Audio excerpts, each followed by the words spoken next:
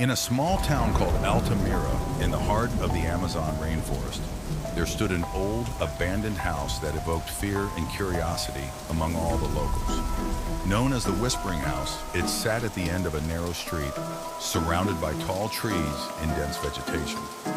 No one knew for sure who had lived there or why the house had been empty for so many years.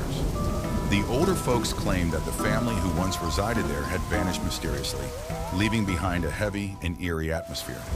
The stories about the Whispering House were chilling. At night, residents claimed to hear voices whispering in the wind, as if the spirits of the former inhabitants still roamed the empty corridors.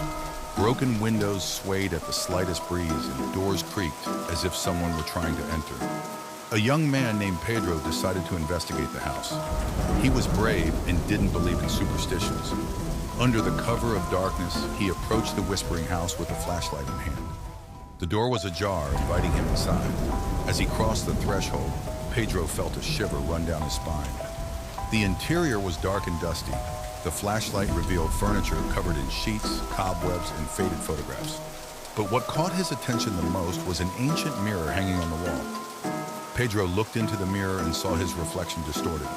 But for a brief moment, he swore he saw another figure behind him. A woman in a white dress with long, disheveled hair. She smiled at him, her eyes empty and sorrowful. The young man felt a chill and turned around, but there was no one there. The woman had vanished.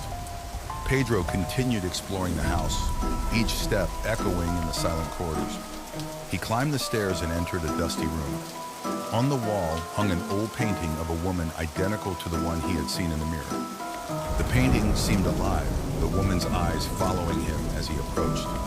Pedro felt a presence behind him and turned again. The woman was there, closer now. Her skeletal hand reached out toward him.